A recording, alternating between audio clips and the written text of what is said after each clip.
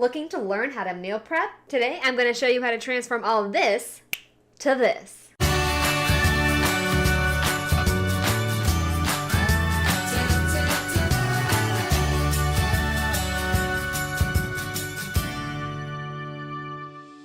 What's up, hungry people? My name is Felicia, and welcome back to the Starving Chef's Kitchen. If you're one of those people who really hates to cook, or if you're just looking to save some money instead of eating out for lunch every day of the week, then meal prepping might just be for you. Meal prepping is a great way to not only save money, but give yourself a little bit more time in the mornings instead of packing lunch, and is also a great way to track your calories. And if you're someone like me, it's also a really great way to clean out your fridge. What if I told you that you can make pretty much any kind of wrap with just a few different ingredient swaps? Today I'm going to show you how to make 5 different kinds of wraps made of chicken and 2 foolproof sides that you can mix and match with any combination of wrap. The goal today is to make 2 people 2 work weeks worth of wraps. Try saying that 5 times fast. The only downside to meal prepping is that you do have to eat the same things over and over and over again. And I am definitely one of those people who absolutely hates to eat leftovers. My fiance can do it, but I seriously cannot stand it. But with this sort of method of meal prepping, where we'll be using the same basic ingredients for 5 different kinds of wraps, I'm confident that I will have enough choice for the next 2 weeks to not get bored of my lunch. Yesterday, I went on a big shopping trip and kind of got everything that I needed, and I made sure to pay attention to what was on sale and stuck to generic store brand whenever I could. So it looks like I have a lot of stuff, but most of this, if I don't use all of it in this one sitting, I'll be able to use it again, whether I make salads with the rest of my salad mix, I can make tacos with my peppers. There's just lots of different things that I can make with whatever I don't use in this meal prep session. So that means that my dinners are also covered for the next couple weeks as well. So for our different kinds of lettuce, we have baby spinach, spring mix, sweet butter mix. We have 2 different kinds of cheeses, Havarti cheese, pepper jack cheese, sweet baby peppers, some rice noodles, peanut butter, 2 different kinds of barbecue sauce, Chipotle ranch, sriracha, some rice vinegar, minced ginger, of course our chicken, a bunch of different kinds of vegetables that we're going to be stuffing inside our wraps, and then the wraps themselves, I was able to get 4 different kinds on sale, and then we have some other ingredients over here for our side dishes.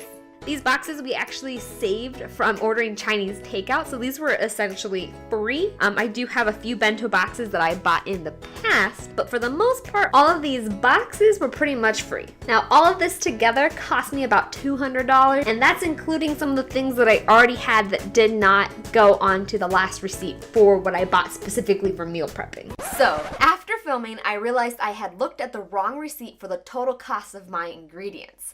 After finding the correct receipt and re-adding the totals, all of this, not including the few items I already had on hand, cost $90.78. The items I already had on hand probably only came to $5 to $10, so in total, this whole meal prep cost less than $100.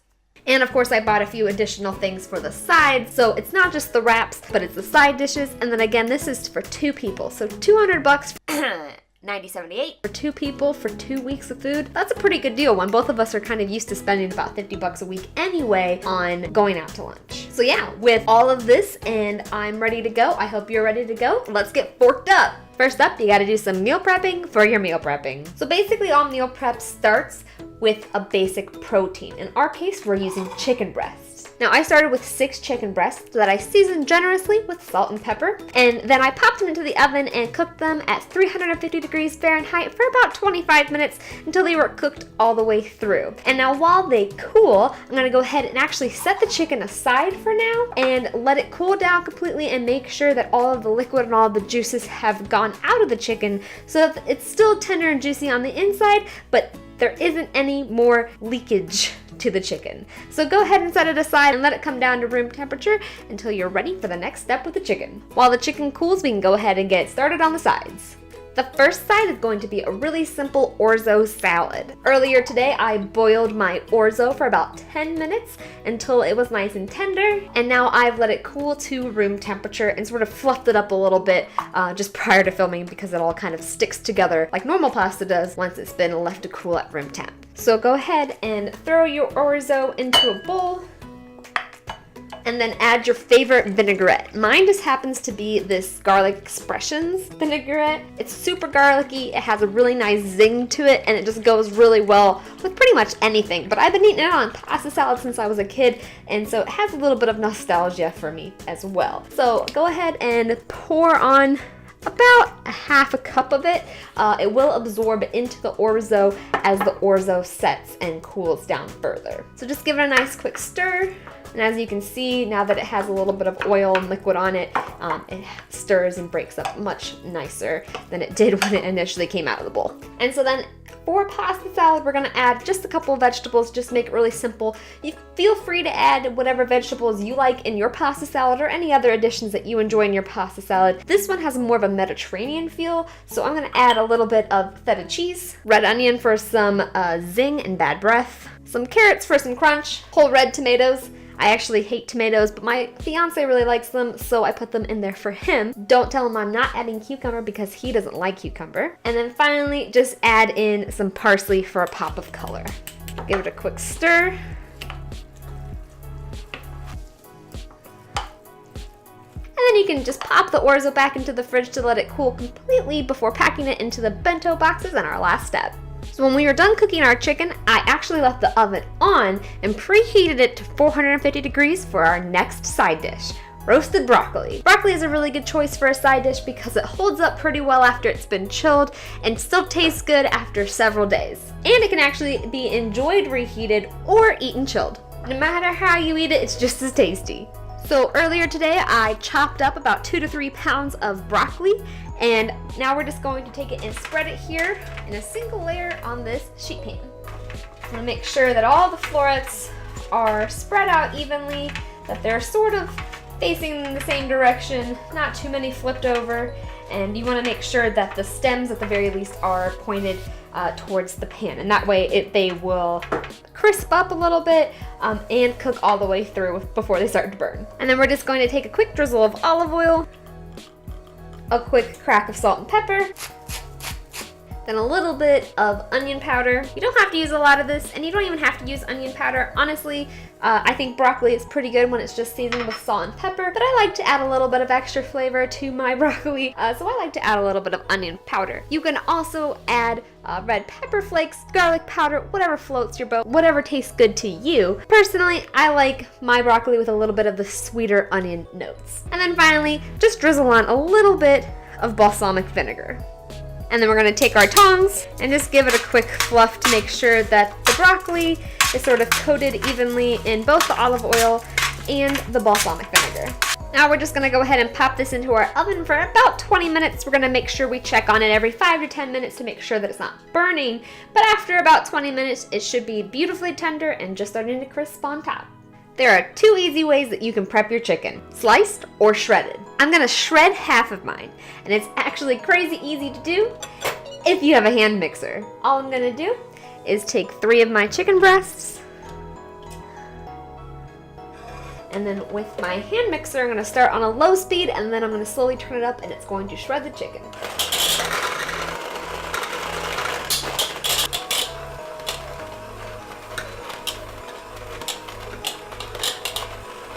Takes a little bit of extra work, but once it starts to shred, it'll shred pretty easily. Just that initial starting where you're like, I don't believe this is a real kitchen hack. Guess what? My chicken's shredding.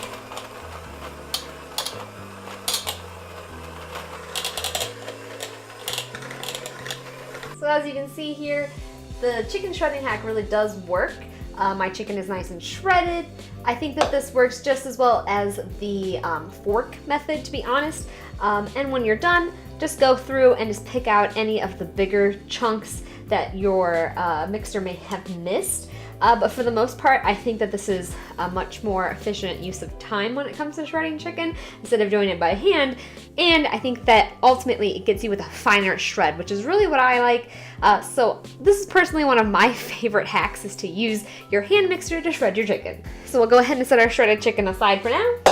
And then the rest of the chicken, we'll go ahead and just slice it into thin strips or chunk it up. Basically just a different texture than the shredded chicken. So So I'm gonna cut this one into more slices, like this. Oh, and you see how my cutting board is moving around a whole lot? A quick tip is to take a paper towel, soak it in some water, bring out the excess. Well, I tore mine in two, but you don't have to do that. And then go ahead and put the wet paper towel on the surface you're gonna be cutting on. And then put your cutting board on it. And it basically moves around a lot less. Something you can do in a quick pinch instead of having a cutting board that's just flying across the table. Because honestly, that's not safe. And I don't know why I didn't do that just to begin with. And so then I'm going to take this one, I'm gonna cut it in half instead of doing the lengthwise or the horizontal cuts. And then I'm gonna cut it horizontal again. So this is gonna be a bit more of a chunky chicken. And I'll just do the same with this other chicken breast as well.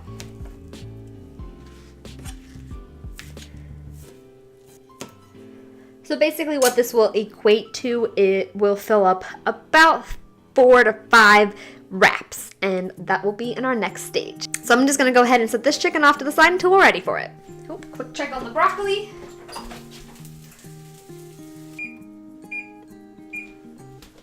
Didn't set a timer, oops. Another benefit to leaving the paper towels is now you can use them to clean up after yourself, because Lord knows I make big enough of a mess. Before we get started with the wraps, it's important that all of your ingredients are cooled to at least room temperature. Chilled is actually preferred. Basically, you don't want any of the warm ingredients to create moisture within the wrap once it's been wrapped up, because after a few days, that is just going to make the wrap soggy. Same thing goes for the side dishes. Those should be 100% cooled before you even think about putting them in the boxes. If everything is cooled enough before packing it into the boxes, you can significantly increase the best buy date for all of your meal prep. So now that we pretty much have everything else ready to go, let's get to wrapping.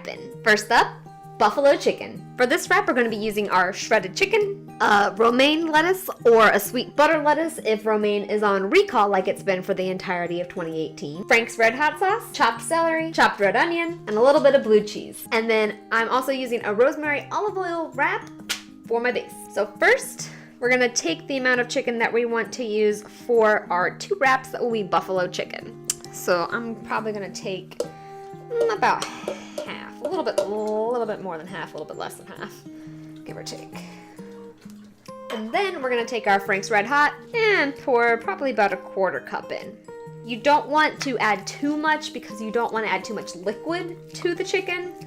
You just want to give enough so it has a nice flavor. Break up any additional large pieces. Okay. And then we'll take our wrap. We'll put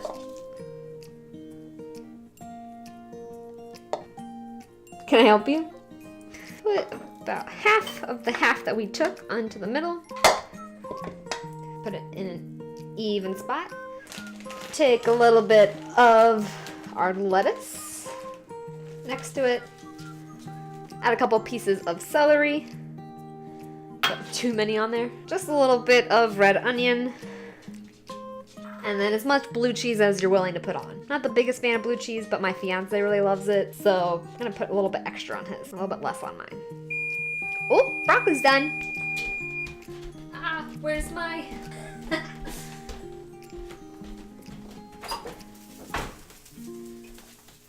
Ooh. Smells good, sounds good. Perfectly crisp. Leave this on the stove and let it cool until we're ready to pack it into our boxes. So to assemble the perfect wrap, when you're rolling, you want to make sure that your edges don't quite meet in the middle. And then that way you'll have enough room for when you pull the top of the wrap over, you can easily tuck it under and then fold in the edges.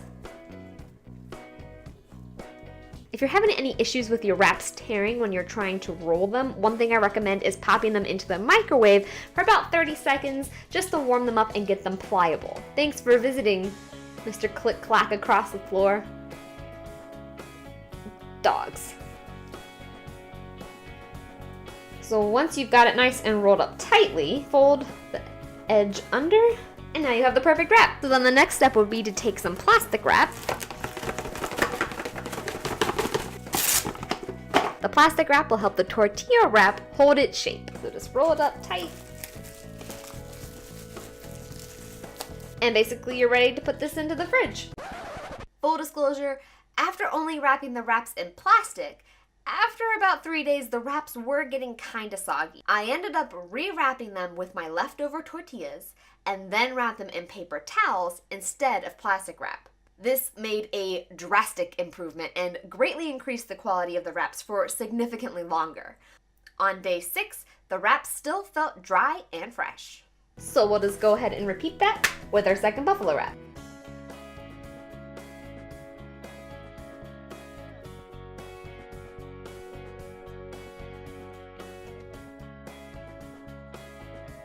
And that's how you roll the perfect wrap.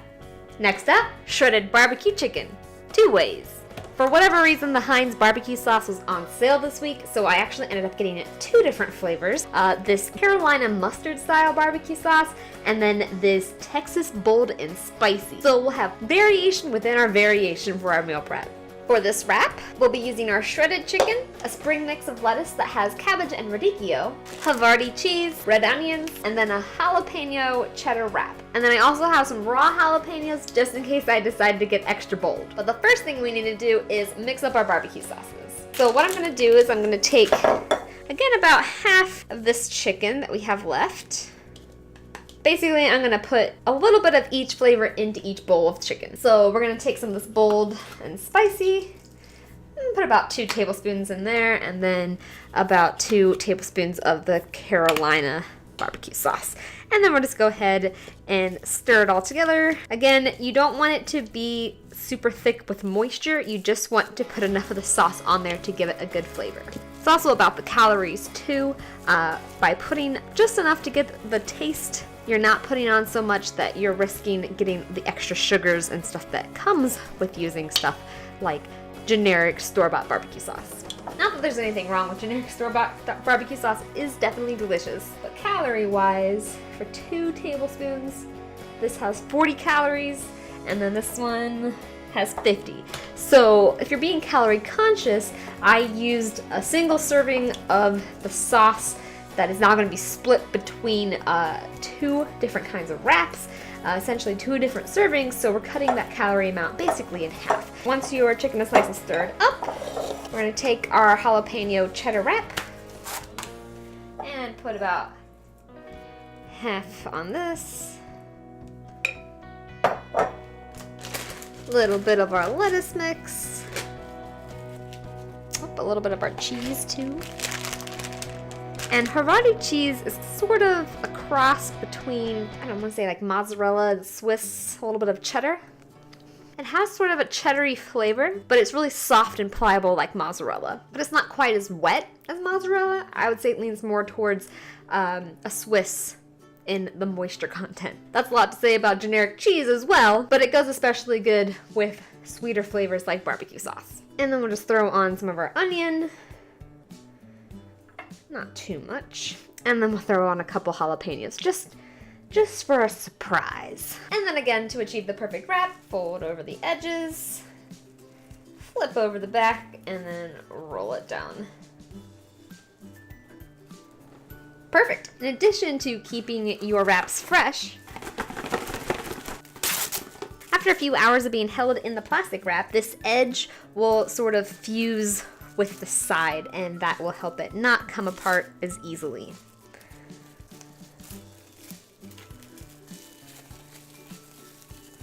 And then we'll take our other wrap with our other flavor. Again, put about half in the middle, a little bit of lettuce, slice of cheese, a couple onions,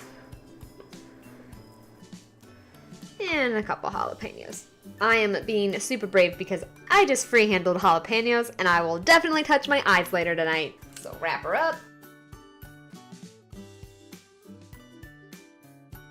And then just pop it in the fridge until you're ready to assemble your boxes. Next up, Thai chicken. Now this wrap has a few extra components that only take a few minutes to prepare.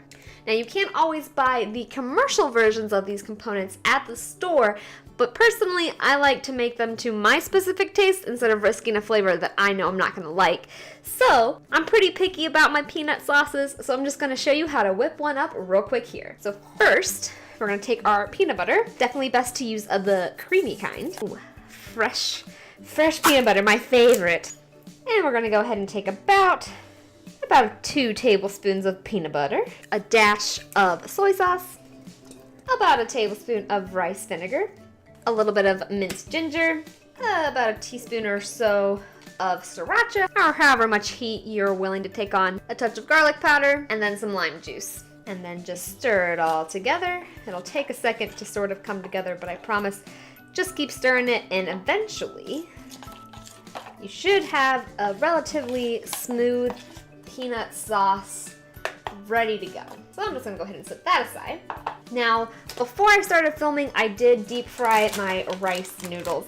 These actually, I grabbed the wrong package. It turns out these are bean threads, but same concept. All I did was I took my bean threads and I fried them on the stove, just a few inches of olive oil until they were puffed up and just starting to brown. Now what these will do is just add a little bit of extra texture to our Thai wraps. Now for these wraps, we're going to use our sliced chicken. So what I like to do is just take about a tablespoon of the peanut sauce, spread it generously in the middle here, then arrange about half of the chicken breast on the peanut sauce. Add some of our crispy, crunchy bean threads. And again, these are mostly just for texture, totally optional. And then we're also going to use the Havarti cheese on this wrap as well. Oh, and I forgot to mention that the wrap itself is tomato basil. So then we're gonna take our cheese, again, put it in the middle, and then we're gonna use the same spring mix with the radicchio and cabbage, and then the red leaf lettuce, and then just a couple red onions. You can't tell I'm a big fan of red onion. Go ahead and do our quick wrapping technique. Fold it over, bed, tuck it under. Looks like we have our first tear. Ah! Because this one tore, I think it's actually because of the bean threads. They're sort of cutting through. We're going to have to approach this a little bit differently. Good thing I have some extra peanut sauce. So what we're going to do, again, take our peanut sauce, do a quick redo here, spread it along the middle, take our lettuce, and basically we're gonna try to create a buffer between the bean threads and the outer tortilla. And then our cheese, our chicken, that on top of the lettuce. And then take a little bit of our bean threads, not quite as much as the first time. Spread it on there. In general, these sun-dried tomato wraps are a little bit more difficult to wrap, it seems. But for the next ones, I will just microwave the wrap for about 30 seconds before I wrap it, and then that will help it stay together and wrap more easily. So then plastic wrap them. And then just toss it in the fridge until you're ready to put it in the box. Next up, Chipotle ranch chicken. I really love this Drew's Chipotle ranch dressing. It has a really great flavor that other more generic ranch dressings don't have. And it isn't super thick, which makes it really good for using in wraps. They're not a sponsor, but I mean, hit me up, Drew. For these wraps, we're gonna use our sliced chunky chicken, a little bit of pepperoni, red onion, pepper jack cheese, and spinach. I like to start with this one with the cheese, just to get a good base going. And then add your chicken. And you'll use about half a breast on each wrap. And then we'll add our pepperoni.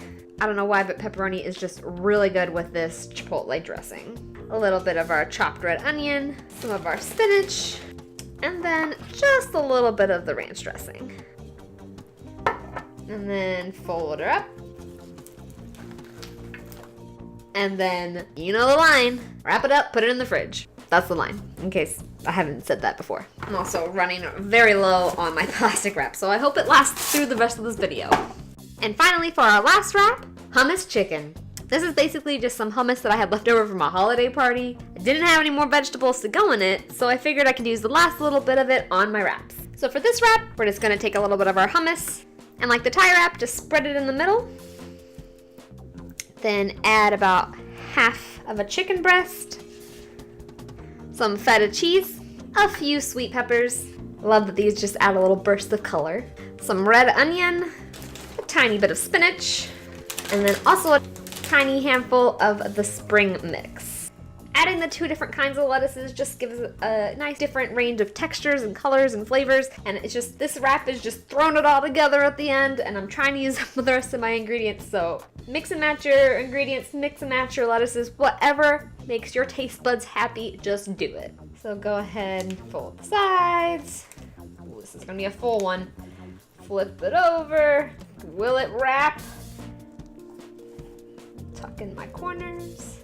Well, it's not pretty, but it's a wrap. And then, of course, go ahead and wrap it in some plastic and stick it in your fridge. So if you stuck with this far, you'll know it's time to assemble our boxes. So I have a bunch of different kinds of boxes, and mostly because we steal all of our boxes from our Chinese delivery man. It's just a free, cheap way of getting free containers for leftovers, and they're microwave safe, so that makes them especially useful. I also have some just easy little bento boxes that I bought a few years ago that are already divided up for you. And these are pretty helpful if you're one of those people who don't like their food to touch. But from a purchasing standpoint, they are a little bit more expensive than your generic bento box. If you don't want to buy a box with dividers, you can always buy silicone cupcake holders. And then you can put your individual portions into the cupcake holders and then pop them into the box, and they will act as the dividers for you. So basically what I'm going to do is, based on the type of wrap, I'm going to pair it with different vegetables or with our orzo pasta salad. Of course, because I started this a couple hours ago and didn't think to label the wraps, it's going to be hit or miss as to whether or not I have the right wraps in the right boxes with the sides that I originally planned. So basically I'm going to take a couple of my boxes and put a little bit of the orzo into one cubby,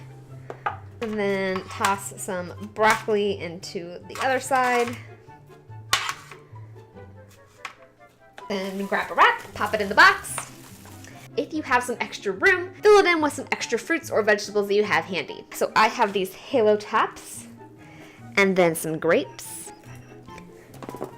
And there you have it. A cute little bento box that you can take to work, you can take on the bus wherever you need to go, just slap the lid on if it'll fit, lock it on tight.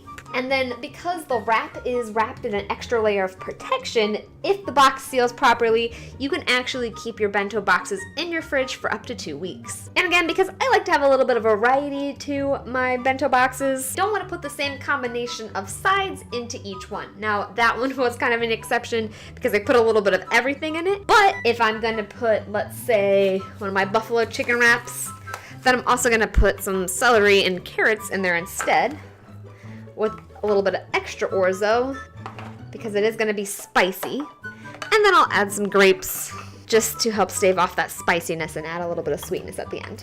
So then this is our buffalo box. So now that we're out of the boxes with the dividers, we're going to move on to our generic bento boxes. We're going to take our cupcake holder. We're going to put a little bit of broccoli into this one. Actually, we'll fill up 2 with broccoli because broccoli is awesome. And then we'll throw in one of our wraps and toss an orange in there too. So basically mix and match your wraps with your sides and do whatever makes your taste buds happy. The happier the taste buds, the happier the person. I really hate eating the same thing over and over and over again. Leftovers are literally the bane of my existence. And that's sort of why I've shied away from meal prepping in the past. But with this many choices, I feel like I'll be able to have at least a little bit of a decent rotation next week when I'm eating lunch at the office. I'm splitting these lunches with my fiance, and from the looks of it, we're both pretty set on lunches for the next couple weeks.